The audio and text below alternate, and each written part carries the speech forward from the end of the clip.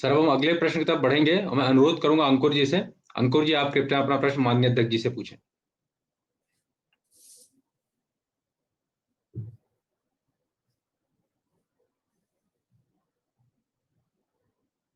शायद अंकुर जी की कुछ तकनीकी दिक्कत आ रही है, तो उन्होंने मैसेज कर दिया है। तो सर मैं उनका प्रश्न पढ़ देता हूं आपके लिए। जी, जी। उनका प्रश्न ये था सर कि युवाओं की राजनीति में सक्रियता व विभिन्न मुद्दों के प्रति जागरूकता किसी भी राष्ट्र के लिए बहुत ही महत्वपूर्ण होती है, और आपकी सामाजिक राजनीतिक यात्रा आपके संघर्ष और क्षमता का ही परिणाम है। और आज जब कहा जाता है कि बिना बड़े नेता का बेटा या रिश्तेदार, उसके बगैर कार्यकर्ता आगे बढ़ ही नहीं सकता, तब आपसे बेहतर इस विषय पर शायद कोई बात नहीं कर सकता।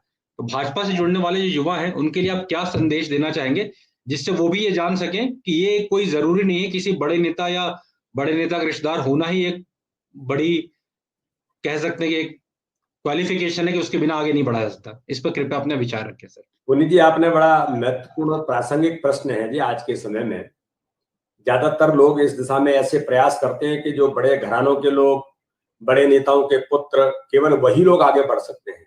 लेकिन भारतीय जनता पार्टी एक ऐसा संगठन है जो एक कार्यकर्ता के बारे में चिंतन और मंथन करता है, कार्यकर्ता को आगे बढ़ाने का प्रयास करता है। जो मैंने कहा कि पिकअप करना, एक बूथ स्तर पर, मंडल स्तर पर कार्यकर्ता अच्छा काम कैसे करता है, कौन कार्यकर्ता इस काम के लिए पारंगत हो सकता है, कौन कार्यकर्ता किस क्षेत्र के लिए उपयोगी है, इन सारे मुद्दों की हमारी पद्धति के अंदर जो व्यवस्था है कि व्यक्ति निर्माण की प्रक्रिया के साथ हम जो आगे बढ़ते हैं और कार्यकर्ता को पिकअप करते हैं और आगे ले जाने का प्रयास करते हैं, भारतीय जनता पार्टी में ही संभव है।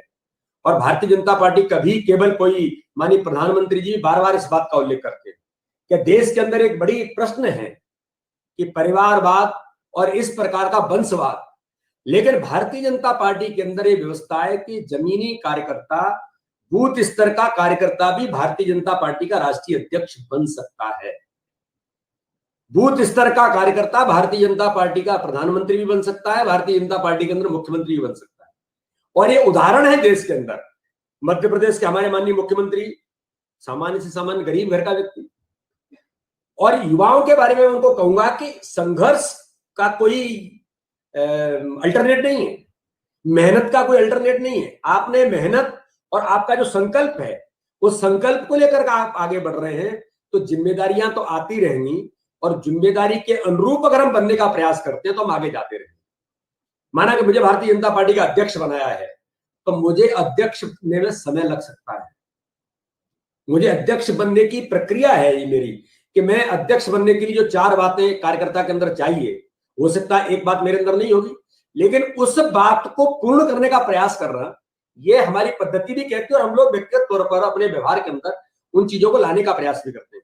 तो मेरा सभी मध्य प्रदेश के नौजवानों को, या जो नौजवान आज इससे कनेक्ट है, मैं उन सबसे अपील करना चाहता हूं कि देश के लिए, समाज के लिए हम अपनी भूमिका कैसे निभाएं।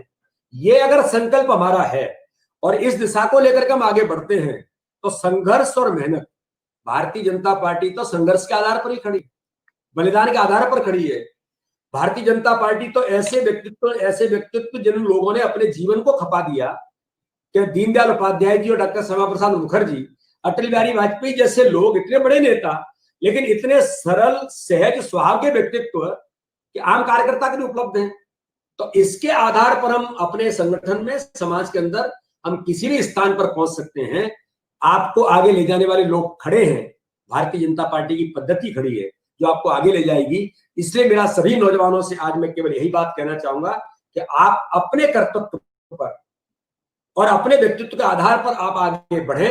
जो माननीय प्रधानमंत्री जिस बात का उल्लेख करते हैं कि देश का नौजवान नौकरी पाने के लिए लालयित न हो, वो नौकरी देने वाला भी बने, तो ऐसे यूथ एंटरप्रेन्योर भी लोग इसके लिए प्रयास करते हैं कि ऐसे लोग आए, समाज में खड़े हों।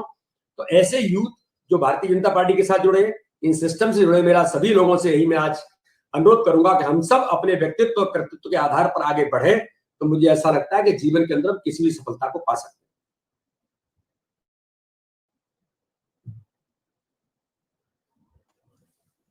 आपका बहुत बहुत धन्यवाद माननीय अध्यक्ष जी।